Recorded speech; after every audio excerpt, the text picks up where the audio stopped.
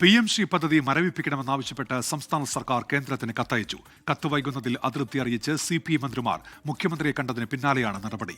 കത്തയച്ച വാർത്ത 24 പുറത്തുവിട്ടതിന് പിന്നാലെ വിദ്യാഭ്യാസ മന്ത്രി വി ശിവൻകുട്ടി ഇക്കാര്യം സ്ഥിരീകരിച്ചു. CPI കലാപക്കൊടി ഉയർത്തിയതോടെ LDF-ൽ രാഷ്ട്രീയ പ്രതിസന്ധി ഉണ്ടാക്കിയ PMC പദ്ധതി വിവാദത്തിലെ പ്രധാന ഒത്തുതീർപ്പ് വ്യവസ്ഥയായിരുന്നു കത്തയക്കൽ. മന്ത്രിസഭാ തീരുമാനം വന്ന് 13 ദിവസം കഴിയുമ്പോഴാണ് കേന്ദ്രത്തിന് കത്തയക്കണമെന്ന വ്യവസ്ഥ പാലിക്കുന്നത്.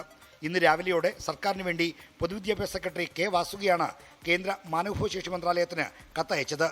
പദ്ധതി പുനഃപരിശോധിക്കുന്നതിനെക്കുറിച്ച് പഠിക്കാൻ മന്ത്രിസഭാ ഉപസമിതിയെ നിയോഗിച്ചിട്ടുണ്ടെന്നും സമിതിയുടെ റിപ്പോർട്ട് വരുന്നതുവരെ പദ്ധതി മരവിപ്പിക്കണമെന്നുമാണ് കത്തിലെ ആവശ്യം. ഇതിനെ സംബന്ധിച്ചിടത്തോളം തുടർ നടപടികൾ നിർത്തിവെക്കുന്നതിന് വേണ്ടി കേന്ദ്രത്തെ രേഖാമൂലം അറിയിക്കുമെന്ന് പറഞ്ഞല്ലോ. അതിപ്പോൾ രേഖാമൂലം അറിയിച്ചിട്ടുണ്ട്. മുഖ്യമന്ത്രി പ്രഖ്യാപിച്ചിരുന്ന സംഗതിയാണല്ലോ. ബാക്കി കാര്യങ്ങളൊക്കെ തന്നെ ഉപസമിതി കൂടി ആലോചിക്കും. CPI വീണ്ടും രാഷ്ട്രീയ സമ്മർദ്ദം ശക്തമാക്കിയതോടെയാണ് കത്തയക്കാൻ സർക്കാർ നിർബന്ധിതമായത്. മന്ത്രിസഭാ തീരുമാനമെടുത്ത് 2 ആഴ്ചയായിട്ടും കത്തയക്കാത്തിൽ അതൃപ്തി അറിയിച്ച് CPI മന്ത്രിമാർ ഇന്ന് രാവിലെ മുഖ്യമന്ത്രിയെ കണ്ടിരുന്നു. ഇതിന് പിന്നാലെയാണ് കത്തയക്കൽ നടപടികൾക്ക് വേഗം കൈവന്നത്.